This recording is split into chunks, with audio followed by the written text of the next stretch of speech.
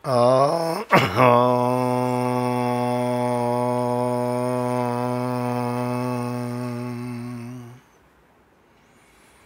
No मित्रस्यं वरुणः शं no भवत्वर्यमा शं न इन्द्रो बृहस्पतिः शं नो विष्णुरुक्रमः नमो ब्रह्मणे नमस्ते वायो त्वमेव प्रत्यक्षं ब्रह्मासि त्वामेव प्रत्यक्षं ब्रह्म वदिष्यामि ऋतं वदिष्यामि सत्यं वदिष्यामि तन्मामवतु तद्वक्तारमवतु अवतु माम् अवतु वक्तारम् ओम शांति शांति शांति. Even in the solar system there is one fellow called the solar existence. He says I am. And then there is the planet. Every planet has its own existence called I am. The planet feels I am. It begins its own evolution. At a certain stage it becomes a human being. Then at a certain stage it becomes a human being. Then begins to feel his own existence and make his approach into his own I am. The human birth is allotted for this purpose. For all those who live on this earth, the human stage of evolution is the temple to which all the pilgrims gather, because only in the human birth you begin to know yourself, and through a series of births and deaths you begin to train yourself. You will gain mastery over your senses and mind. Again you will go into the mistake of intelligence and you will die. Again you will fall in the right line, and after some births and rebirths you will know what compassion is, what God's love is. When you begin to know, it begins to flow through you. Then the purpose of your evolution is finished. You will know yourself. You will know the real meaning of the I am in you. ఇది master ఇక్కడ ఇంకొక డైమెన్షన్లోకి మనల్ని తీసుకెళ్తున్నారు. Even in the solar system there is one fellow called the solar existence. He says I am. And then there is the planet. Every planet has its own existence called I am. The planet feel I am. It begins its own evolution. I am అనేటటువంటి చూసారా, as it is above so it is below అని మనం చెప్పుకున్నాం. As it is without so it is within అని చెప్పుకున్నాం చూసారా. మొట్టమొదటి ఒక చిన్న పోయంలా చెప్పుకున్నాం. As it is great so it is small అని చెప్పుకున్నాం చూసారా. అక్కడ లేనిదే ఏది ఇక్కడ ఉండదు. ఇక్కడ ఏదైతే ఉన్నదో ఇది మొత్తం అంతా కూడా ఉంటుంది. ఇది తెలుగులో అర్థం చేసుకోవాలి. అక్కడ ఏదైతే ఉన్నదో అదంతా ఇక్కడ ఉంటుంది. ఇక్కడ ఏదైతే ఉన్నదో ఇదంతా అక్కడ కూడా ఉంటుంది. ఇది ఆత్మవిద్య బ్రహ్మ విద్య అలా అర్థం చేసుకోవాలి. బ్రహ్మ విద్య అంటే ఎలా అర్థం చేసుకోవాలి, మొత్తం అంతా వ్యాపించేది ఏదైతే ఉందో అదంతా కూడా నాలో ఉన్నది అనేది అది ఆ గమన బ్రహ్మ విద్య అని. ఆత్మవిద్య అంటే మనలో ఆత్మస్వరూపంగా ఏదైతే ఉందో అదే మొత్తం అంతా వ్యాపించి ఉన్న సుమా అనేది ఆత్మవిద్యగా అలా అర్థం చేసుకోవాలి. మిస్టిక్స్ అండ్ అకల్టిస్ట్స్ అంటారు. మిస్టిక్ ఎలా అర్థం చేసుకుంటాడంటే తనలో ఆత్మస్వరూపం ఏదైతే ఉందో అదే మొత్తం అంతా వ్యాపించి ఉన్నది అని అర్థం చేసుకుంటాడు. ఆ సాధన అట్లా చేసుకుంటాడు. అకల్టిస్ట్ అన్నట్లయితే మొత్తం అంతా ఏదైతే వ్యాపించి ఉన్నదో అదే నాలో కూడా ఉంది సుమా అని ఆయన అర్థం చేసుకుంటాడు. బ్రహ్మ విద్య, బ్రహ్మవాదులు, ఆత్మవాదులు అని చెప్పుకుంటాం మనం. అట్లా సోలార్ సిస్టమ్ మొత్తానికి ఒక అయాం అనేది ఉంది. సోలార్ సిస్టమ్ అంటే మొత్తం అంటే ఏంటి, చంద్రుడు, సూర్యుడు, చంద్రుడు, భూమి, మనం ఉన్న భూమి, అంగారకుడు, బుధుడు, శుక్రుడు, గురుడు, శనీశ్వరుడు, వీళ్ళంతా కలిసి ఈ సౌరకుటుంబం. ఈ సౌరకుటుంబం మొత్తం అంతా ఇంటాక్ట్ ఒకలాగే ఉండాలన్నట్లయితే ఆ మొత్తాన్ని అంతటినీ పట్టి ఉంచేటటువంటిది, మొత్తం అంతట్లోనే ఉండేటటువంటిది ఏదైతే ఉందో దాన్ని సోలార్ సిస్టమ్ తాలూకు అయాం అంటాం. ఆ అయాం అనేటువంటి ప్రజ్ఞ ఏదైతే ఉందో అది ప్రధానంగా ఎక్కడ ఉంటుందని చెప్పుకుంటాం మనం, సూర్యుడిలో ఉంటుంది. సూర్యుడిని కూడా అయాం అని అంటాం మనం. అంటే మిగతా అంటే సౌరకుటుంబం మొత్తం అంతా ఉన్నది సూర్యుడిలో కేంద్రంగా ఎందుకు ఉంటుంది అంటే మన శరీరం మొత్తం అంతా ఆయనే ఉన్నప్పుడు కూడా ప్రధానంగా హృదయస్థుడే ఉన్నాడు సుమా అని చెప్పుకుంటాం. సింపుల్ అనమాట. అలా అర్థం చేసుకోవాలి ఎప్పుడు కూడా. ఇది పెద్ద కాంప్లికేట్గా ఏమి ఉండదండి అర్థం చేసుకోవడం అనేది. మనకి ఆ అప్రోచ్ తెలిస్తే సౌరకుటుంబం మన మొత్తానికి ఒక నేను ఉందంటే అది ప్రధానంగా సూర్యుడిలో ఉంటుంది. ఆ ప్రజ్ఞ సూర్యుడిలో ఉంటే ఆ సౌరకుటుంబం అంతా ఉన్నట్ట అంటే సౌరకుటుంబం అంతా ఉన్నట్టే. ఎట్లాగా ఉదాహరణ ఏం చెప్పుకున్నాం మనం, శరీరం మొత్తం అంతా ఆయనే వ్యాపించి ఉన్నప్పుడు కూడా హృదయస్థుడైనటువంటి వాడు హృదయంలో ఉన్నాడు. ఆయన హృదయంలో లక్ష్మీదేవి ఉన్నటువంటిది ఒక ఆమె ఉన్నది. ఇట్లా సింబాలజీ మనం చెప్పుకుంటున్నాం కదా. శరీరానికి కేంద్రం ఏంటంటే హృదయం మన శరీరానికి కేంద్రం. నాభి మన శరీరానికి కేంద్రం కాదు, హృదయం మన శరీరానికి కేంద్రం. శరీరంలో నాభి సెంట్రల్ పాయింట్గా ఉన్నప్పుడు కూడా దాన్ని మన కేంద్రం అనుకోవడానికి లేదు. హృదయాన్ని మన కేంద్రంగా అనుకుంటాము. అక్కడే భగవంతుడు ఈశ్వరుడు ఉన్నాడని చెప్పి అనుకుంటాం. చూసారా? నెక్స్ట్ స్టెప్కి వెళ్తే ఏంటి తెలుసు, ఆ నేను అనేటటువంటిది సౌర కుటుంబానికి మొత్తానికి ఒక నేను ఉంటుందని చెప్పుకున్నప్పుడు నెక్స్ట్ స్టెప్కి వెళ్ళేటప్పటికి ప్రతి గ్రహంలో కూడా నేను అనేది ఒకటి మళ్ళీ ఉంటుంది. ఎట్లాగైతే మనలో ఉన్నటువంటి నేను అనే దాన్ని చేరుకోవడం కోసం మనం సాధన, యోగ సాధన, పతంజలి, భగవద్గీత అన్నీ చెప్పుకుని, ఎందుకంటే నేనంటే ఏంటో తెలుసుకోవాలనేది కదా ఈ ప్రయత్నం అంతా. దాని గురించి కదా ఈ లెక్చర్ అంతా మనం చెప్పుకుంటున్నాము. ప్రతి గ్రహంలో కూడా నేను అనే కేంద్రం ఒకటి ఉంటుంది. ఆ గ్రహానికి కూడా ఒక ఎవల్యూషన్ ఉంటుంది, పరిణామ క్రమం ఉంటుంది. అది మనకి ఈ లెక్చర్స్లో ఉండే మాస్టర్ గారి లెక్చర్లో ఉండే గొప్పదనం ఏంటంటే ఆయన మన దగ్గర తీసుకెళ్ళి మనల్ని నెమ్మదిగా నువ్వంటే ఏదో నీలో కూడా ఒక ఆత్మ ఉంది, దాన్ని నమస్కారం పెట్టుకో అని లెవెల్లో అని ఆపు చేయట్లే. నీలో ఏదైతే ఉందో సృష్టిలో అంతా అదే ఉందని చెప్పి ఆయన అక్కడ ఆయన క్లోజ్ చేయట్లేదు. ప్రతి గ్రహంలో కూడా ఉంది సుమా, దానికి కూడా పరిణామం ఉంటుంది సుమా అని చెప్తున్నారు. దానికి కూడా పరిణామం ఉంటుంది సుమా అని చెప్తున్నారు. మనకి ఎలాగైతే ఎవల్యూషన్ ఉన్నదో ఈ సృష్టిలో ఉండే ప్రతిదానికి కూడా ఎవల్యూషన్ ఉంటుంది, అది కూడా పరిణామం చెందుతుంటుంది సుమా అని చెప్తున్నారు. మీకు నేను చెప్తున్నంతా కూడా నేను సింపుల్గా చెప్పడం కోసం ప్రయత్నం చేస్తున్నాను. నిజంగా మీకు చాలా డీప్గా అర్థం చేసుకోవాలనేటటువంటి ఒక సంకల్పం కానీ ఎవరికైనా ఉన్నట్లయితే ఈసోటరిక్ ఆస్ట్రాలజీ బుక్ చదువుకోండి. Esoteric astrology by Alice A Bailey, జాల్కుల్గా డిక్టేట్ చేసిన బుక్ చదువుకోండి. ఆ చదువుకున్న తర్వాత స్పిరిచువల్ ఆస్ట్రాలజీ చదువుకోండి. ఈ రెండు చదువుకోవాలంటే మీకు ఆస్ట్రాలజీ తాలూకు ఫండమెంటల్స్ బ్యాక్గ్రౌండ్ కావాలి. ఆ బ్యాక్గ్రౌండ్ కావాలంటే మీకు ఎంతకాలం పడుతుంది తెలుసా? నాకు తెలిసి నిజంగా అలాంటి సంకల్పం మీకే ఉండి నిజంగా ఆస్ట్రాలజీ తాలూకు ఫండమెంటల్స్ బ్యాక్గ్రౌండ్స్ చదువుకొని తెలుసుకుని ఆ బ్యాక్గ్రౌండ్లో సీక్రెట్ యాక్షన్ కానీ ఆ బ్యాక్గ్రౌండ్లో ఈసోటరిక్ ఆస్ట్రాలజీ చదువుకోవడానికి కోసం బ్యాక్గ్రౌండ్ మాకు కావాలండి, ఎంత టైం పడుతుందో, సంవత్సరం సరిపోతుందా, 2 సంవత్సరాలు పడుతుందా అని నన్ను అడిగితే సరిగ్గా మీకు ఎక్స్ప్లెయిన్ చేయగలటువంటి వాడు ఎవరన్నా మీకు దొరికితే ఉదయం పూట ఒక గంట, గంటన్నర, సాయంకాలం పూట గంటన్నర కూర్చుంటే నాకు తెలిసి వితిన్ 15 days ఆ బ్యాక్గ్రౌండ్ మీకు ఎస్టాబ్లిష్ అయిపోతుంది. మీలో గుర్తుపెట్టుకోండి. అట్లా చెప్పేవాడికి మీకు అందుబాటులో ఉండాలి, మీ టైం మీకు అందుబాటులో ఉండాలి. అసలు ఖచ్చితంగా నేను ఎట్లాంటి పరిస్థితుల్లో కూడా నేను నేర్చుకుని చదువుకుని ఎలాగైనా ఈ జీవితంలో నేను ఈసోటరిక్ ఆస్ట్రాలజీ చదువుకోవాలి, నేను స్పిరిచువల్ ఆస్ట్రాలజీ చదువుకోవాలి, అర్థమైనంత వరకు అర్థమవుతుంది అనేటటువంటి చాలా గట్టి సంకల్పం ఉంటే జరగదు ఏదో ఉంటుందండి ఇది. సో మాస్టర్ గారు నెక్స్ట్ డైమెన్షన్లోకి మనం తీసుకెళ్ళిపోతున్నారు. ప్రతి గ్రహానికి కూడా పరిణామం ఉంటుంది, దాంట్లోనే నేను ఉంటుంది చూసారా, ఆ నేను పక్క అది ప్రయాణం చేస్తూ ఉంటుంది. ఇంకొంచెం ముందుకెళ్ళామనుకోండి, ఇంకొంచెం ముందుకెళ్తే గ్రహాల్లో కూడా ఆర్డర్ ఉంటుంది, దానికి ఒక ఆర్డర్ ఉంటుంది.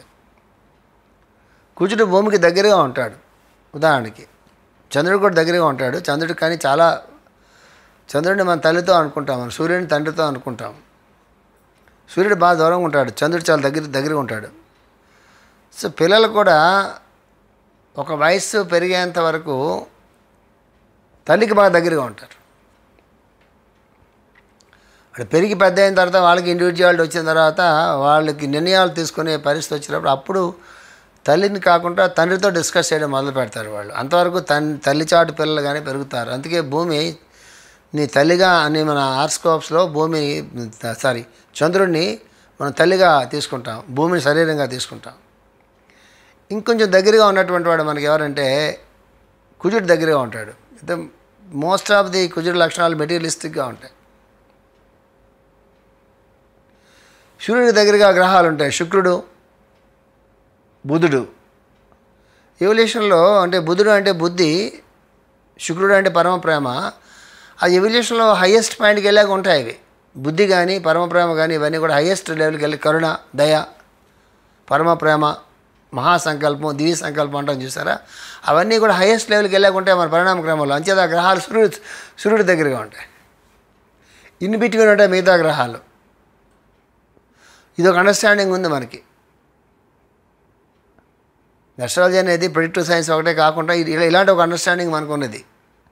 దాన్ని బట్టి కూడా మన తాలూకు హార్స్కోప్లో ఆ గ్రహాల తాలూకు పరిస్థితులను బట్టి వాటి తాలూకు దృష్టిని బట్టి మన పరిణామ క్రమంలో ఎక్కడున్నామో కూడా మనకు తెలుస్తుంది. అట్లాగే మన హార్స్కోప్ రీడ్ చేయడం చేత అయితే. సో దాని గురించి మీరు ఎక్కువ ఆలోచించుకోకండి. అందరి జాతకాలు చూసుకుని ఎక్కడున్నది పరిణామ క్రమంలో ఎక్కడున్నా అంటే అటు తెలియదు. దానికి చాలా పెద్ద బ్యాక్గ్రౌండ్ కావాలి. అసలు అక్కడ దాకా మనం వెళ్ళేమో కూడా మనకు తెలియదు కదా. అంతే దాని గురించి నేను ఎక్కువ ముందుకు తీసుకెళ్ళదలుచుకోవట్లేదు. మాస్టర్ ఏం చెప్తున్నారంటే, మనలో నేను ఉన్నట్టుగానే సౌర కుటుంబానికి మొత్తానికి ఒక నేను ఉన్నది. ప్రతి గ్రహంలోనూ కూడా ఒక నేను అనేది ఉన్నది. ఆ గ్రహం తాలూకు ఆ నేను అనేటటువంటిది ప్రతి గ్రహం కూడా ఆ నేను పక్క పైన ఇచ్చి పరిణామంలో ముందుకు వెళ్తుంది సుమా అని చెప్తున్నారు. మరి అది గోళం కదా అంటారు. మరి భూమి కూడా గోళమే కదా. మరి భూమి మీద జీవులు లేరు, మనుషులు లేరు, వాళ్ళ ప్రాణశక్తి లేదు, వాళ్ళ పరిణామక్రమం ఉందా లేదా, మనకు వయస్సు ఉందా లేదా, మనకి చనిపోయిన తర్వాత మళ్ళీ పుడుతున్నాం అనుకుంటున్నాం కదా.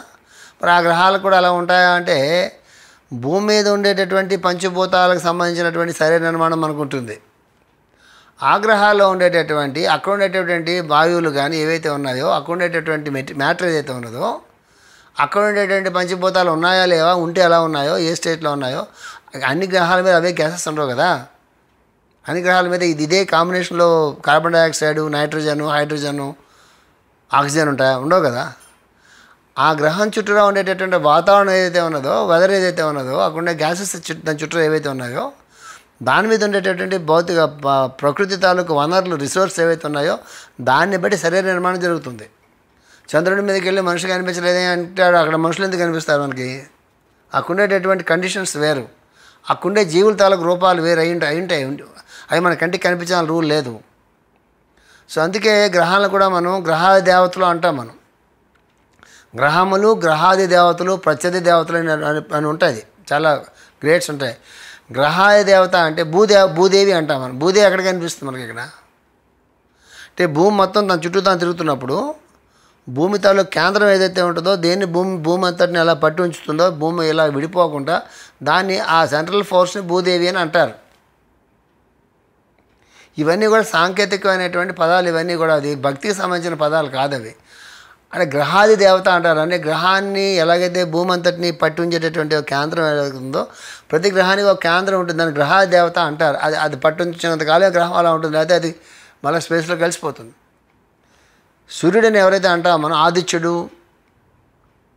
సవిత, పూష, మిత్ర, గాయత్రి, సరస్వతి, సావిత్రి, సంధ్య, ఇన్ని పేర్లతో మనం సూర్యుడిని మనం పిలుస్తాం కదా.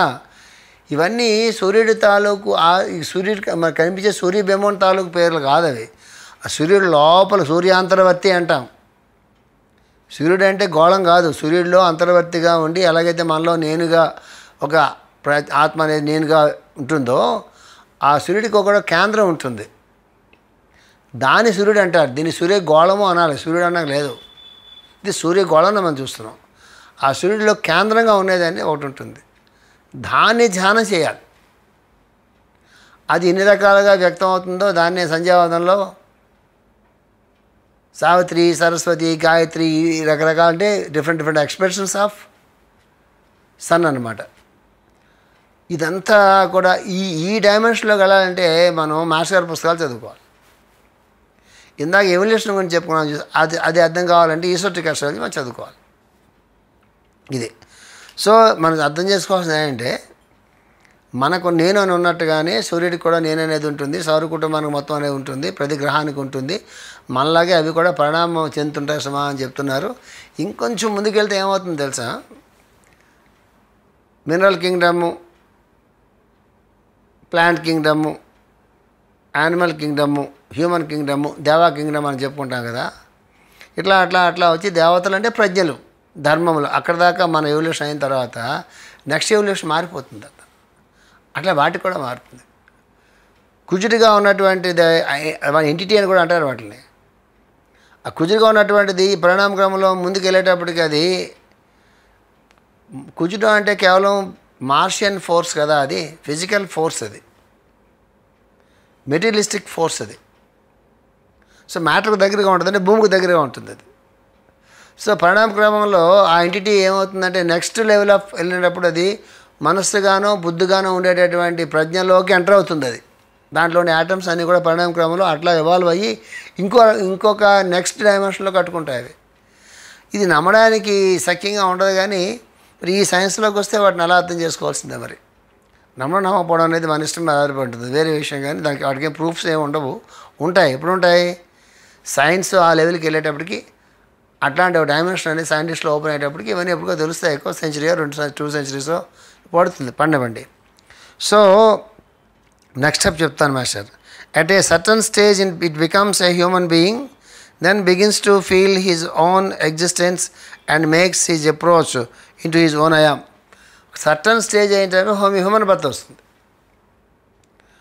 ఇక్కడ చాలా గొప్ప విషయం అండి.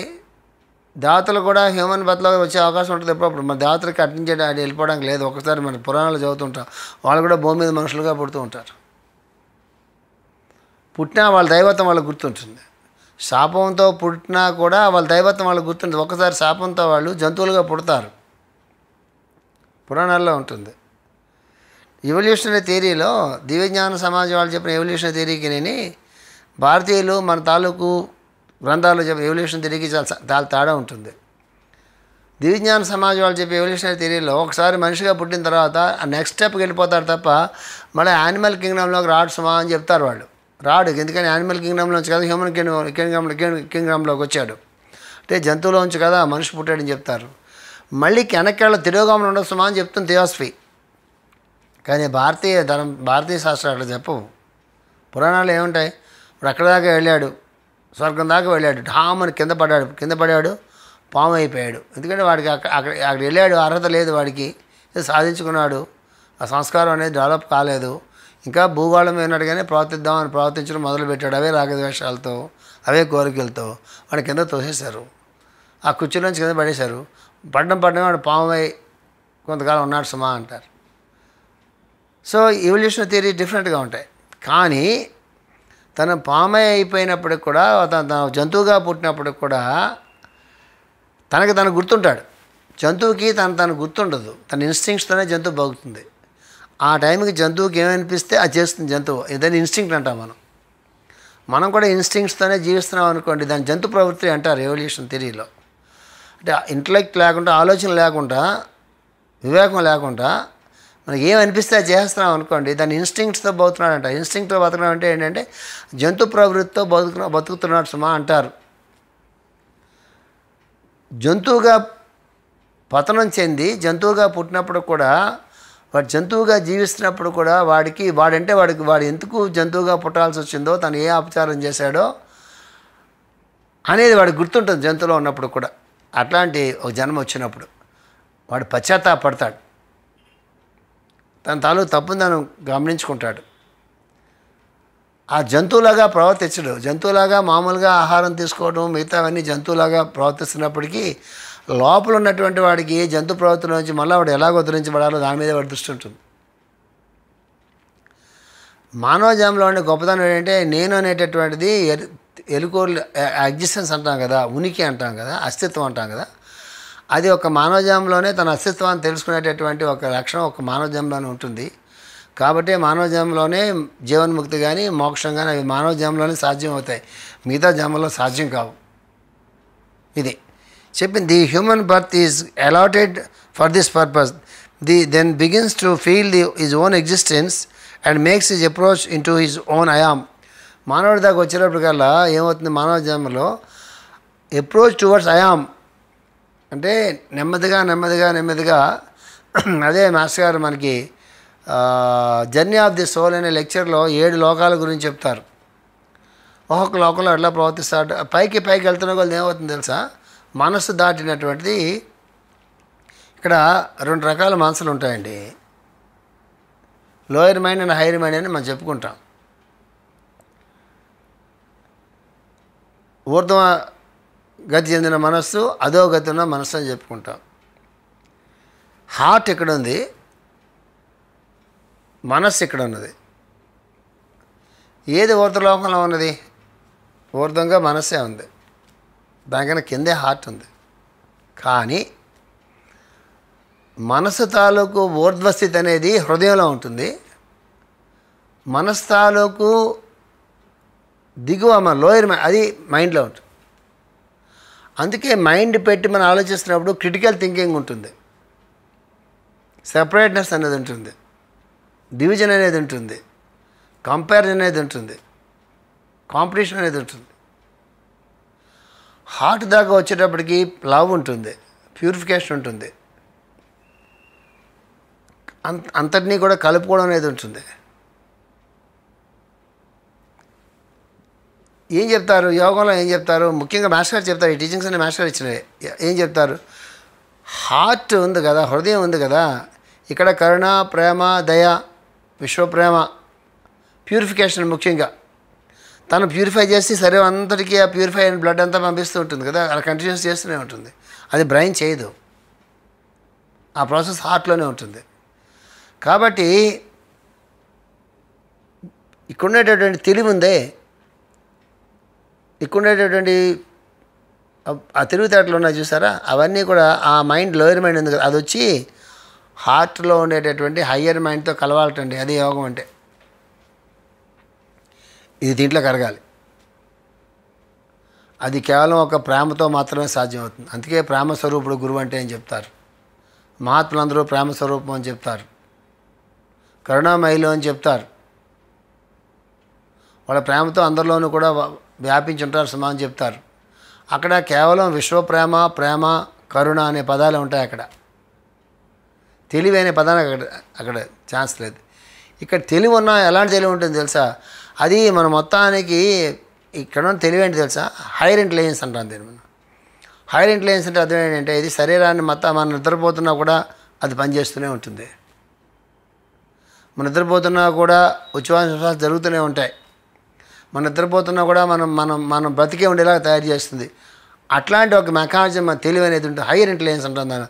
హైయర్ ఇంటెలిజెన్స్ అనేటటువంటి ప్రేమలోనే పరివేశిస్తుంది. అది ప్రేమలోకి వెళ్తుంది. అది ప్రేమతోనే ఈ పని అంతా చేస్తూ ఉంటుంది. పరిణామ క్రమంలో ఈ చేంజెస్ మనలో జరుగుతూ ఉంటాయి. అది చెప్తున్నారు మాస్టర్ గారు. అట్లాంటి పరిణామ క్రమం అనేది మానవ జన్మలోనే సాధ్యం అవుతుంది సుమా. అందుకే నీకు మానవ జన్మ ఇవ్వబడింది సుమా అని చెప్తున్నారు. ఎందుకు నీకు మానవ జన్మ ఇవ్వబడింది అంటే, మనం చేసేటట్టు అన్ని పనులు చేయడం కోసం మానవ జన్మ ఇవ్వబడలేదు. అవన్నీ పనులు చేస్తూ ఉంటాం మనం. శరీరంతో ఆకలి వేస్తుంది కూడా అన్నం తినాలి. అన్నం తినాలంటే బియ్యం కావాలి కాబట్టి డబ్బులు కావాలి. డబ్బులు కావాలంటే ఉద్యోగం చేయాలి, వ్యాపారం చేయాలి, శ్రమ పడాలి. ఇవన్నీ కేవలం కోటి విద్యలు కూటు కొరకే అన్నట్టుగా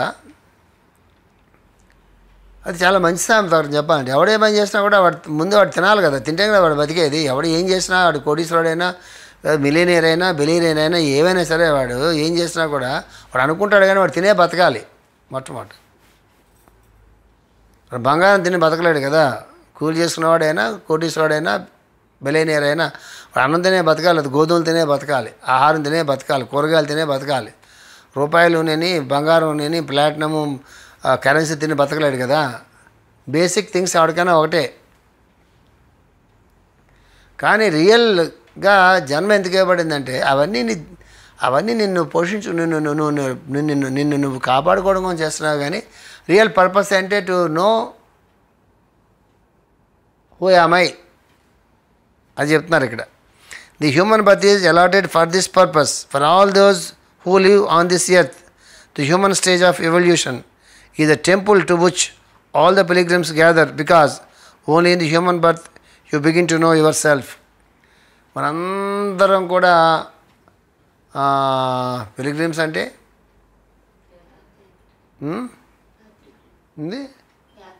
యాత్రికులు, తీర్థయాత్రికులు అండి. యాత్రికులు తీర్థయాత్రికులు అనమాట. ఆల్ పిలిగ్రిమ్స్ అందరం దేవాలయాలకి వాటికి పోతుంటాం కదా, మనం గుళ్ళకి పోతుంటాం కదా. అందరూ గుళ్ళకి వెళ్ళిపోతుంటాం. అందరూ గుళ్ళకి భక్తితోనే వెళ్తాంగా. అందరూ దైవ దర్శనం కోసం వెళ్తాంగా. అందరూ గుడికి ఎందుకు వెళ్తారు? దైవ దర్శనం కోసం వెళ్తారు. అంటే కొంతమంది కాలక్షేపం వెళ్తారు, అది వేరే. వాళ్ళు మనం ఇలాంటి చోట్ల అలాంటి వాళ్ళు ఇలాంటి చోట ఎగ్జాంపుల్స్గా మనం తీసుకురాకూడదు. గుళ్ళకి చాలామంది చాలా ఉతినే ప్రసాదం పెడతారని పోతారు. సత్యనారాయణ స్వామి గుళ్ళోకి వెళ్తే ప్రసాదం చాలా గొప్పగా ఉంటుందని పోతారు. తిరుపతికి వెళ్ళాలందరికీ తిరుపతి వెంకటరమణమూర్తి ఎంత ఇంపార్టెంటో ఆ లడ్డు కూడా అంతే ఇంపార్టెంట్. ఆ లడ్డు ఇక్కడ రాలేదే అని తాతహాలో ఉంటారు. వెంకటేశ్వర స్వామి చూసి శ్రీదానికన్నా కూడా లడ్డు అంటే ఎక్కువ ఇంట్రెస్ట్ ఉన్న కొంతమంది ఉంటారు.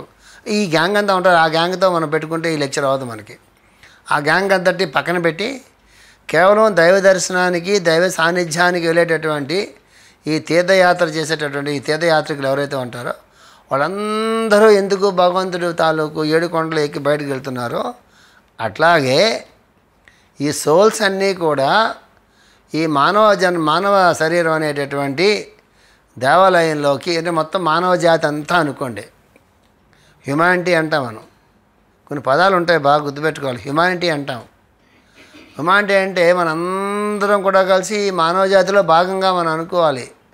మనందరం కలిసి అది అవదు. అందులో మనం ఉన్నాం. హ్యుమానిటీ అనే పదం వాడతారు. హైరార్కీ అనే పదం వాడతారు. హైరార్కీ అంటే గురు పరంపర అని. గురు పరంపర అంటే మన గురు పరంపర, ఆయన గురు పరంపర, ఆయన గురు పరంపర అని కాదు. ఈ మానవ పరిణామ క్రమాన్ని నడిపించి మనందరినీ ఉద్ధరించి ఉత్తమమైనటువంటి మార్గంలోకి తీసుకెళ్లేటటువంటి దాన్ని గురు పరంపర అంటే అదంతా ఒక యూనిట్గా చూస్తారు. హ్యుమానిటీ అంటే మొత్తం అంతా ఒక యూనిట్గా చూస్తారు. అది ముందు మనకు చేత కావాలి. నేను వేరు, ఆయన వేరు, ఆయన వేరు, ఆయన మతం వేరు, ఇది వేరు, అది వేరు అనేటటువంటి ఉన్నప్పుడు ఆ హ్యుమానిటీ అనేటటువంటిది రాదు. వాడు ముందు నరుడుగానే తయారు కాడు. వాడికా వాడు జంతు కక్షలోనే ఉంటాడు. నరుడు అయితే కదా నారాయణుడు అవుతాడు. ముందు నరుడు అయితే నారాయణుడు అవుతాడు. అంటే ముందు మనలో ఆ జంతు ప్రవృత్తుల్లో నుంచి నిజమైనటువంటి మానవత్వం అనేది మనలో వస్తే తర్వాత దైవత్వం అనేది వస్తుంది. మానవత్వం అనేది మనలో రావడానికి గురించే 10 మందికి సేవ చేయండి, 10 మందికి భోజనం పెట్టండి, 10 మంది చదివించండి, 10 మందితో కలిసి పనిచేయండి, 10 మందితో కలిసి జీవించండి, 10 మందితో ప్రేమగా మాట్లాడండి, 10 మందికి సహాయం చేయండి చెప్పి ఈ మానవత్వంలో నుంచి దైవత్వంలోకి తీసుకెళ్ళాలని అనుకున్నప్పుడు నెక్స్ట్ టీచింగ్ ఏమి యాడ్ చేస్తారు? 10 మందికి అన్నం పెడుతున్నప్పుడు వాళ్ళు ఉండే నారాయణుడికి అన్నం పెడుతున్నామని పెట్టరా, వాడు ఎవరికో పెడుతున్నాను పెట్టబోక. నీలో ఉండే నారాయణుడు ఆయనలో ఉండే నారాయణుడికి అన్నం పెడుతున్నాడు అనుకో తప్ప నువ్వు పెడుతున్నావు అనుకోబోక. నేను ధనవంతుడిని కాబట్టి అన్నం పెడుతున్నాను అనుకోబోక. కర్తృత్వాన్ని ఆపాదించుకోవద్దు. వాడు ఆనందిస్తుంటే నువ్వు ఆనందించు. నీలో ఉండే నౌపున నారాయణుడు ఆనందిస్తాడు, వాళ్ళు ఉండే హరి నారాయణుడు ఆనందిస్తాడు. నెక్స్ట్ డైమెన్షన్ చెప్తారు.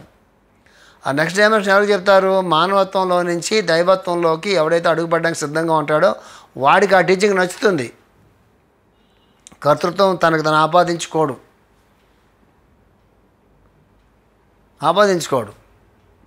కష్టాలు వస్తే పక్కాళ్ళని పెట్టి ఆనందం వస్తే తను తీసుకుని అట్లాంటి కార్యక్రమాలు ఉండవు. సో దైవత్వంలోకి అడుగుపెట్టినప్పుడు అది పరిణామక్రమం. అంటే వెళ్ళిన తర్వాత ఆ దైవం అంటే ఏంటో తెలుసుకోవడం కోసం ప్రయత్నం చేస్తాడు. ఈ ప్రయత్నంలో ఎన్నో చోట్ల తిరుగుతాడు, ఎన్నో దేవాలయాల చుట్టూ తిరుగుతాడు, ఎన్నో ఆశ్రమాల చుట్టూ తిరుగుతాడు, ఎన్నో కొండ గుహల్లో తిరుగుతుంటాడు. అటు తిరుగుతాడు. ఎప్పుడో ఆయనకు మంచి రోజు వస్తుంది. ఆ ఉదయం వివేకోదయం అంటాం మనం. వివేకం అనేది ఉదయిస్తుంది లోపల. ఎక్కడెక్కడైతే వెతుక్కుంటున్నాడో ఆ వెతుక్కుంటున్నటువంటి ఆయన తనలో తనగా ఉంటున్నాడు అనేటటువంటి ఒక భావన వచ్చినప్పుడు that the end of the story. వాడి ప్రయాణం ఆగిపోతుంది అక్కడ. అది తను అయిపోతాడు. అది మాస్టర్ గారికి ఈ పారాగ్రాఫ్లో ఎంత బాగా చెప్తున్నారంటే, for all those who live on this earth the human stage of evolution is the temple to which all the pilgrims gather, because only in the human birth you begin to know your self. Only in the human birth you begin to know your self. ఒక్క మానవ జన్మలో మాత్రమే నీ గురించి నువ్వు తెలుసుకోవడానికి అవకాశం ఉంది సుమా అని చెప్తున్నారు మాస్టర్ గారు. దాన్ని వచ్చేవారం మళ్ళీ మనం కంటిన్యూ చేద్దాం. స్వస్తి ప్రజాభ్య పరిపాలయంతాం న్యాయేన మార్గేణ మహీమహీషాః గోబ్రాహ్మణేభ్యः సోమస్తు నిత్యం లోకాः సమస్తాः సుఖినో భవంతు. ఓం శాంతి శాంతి శాంతి.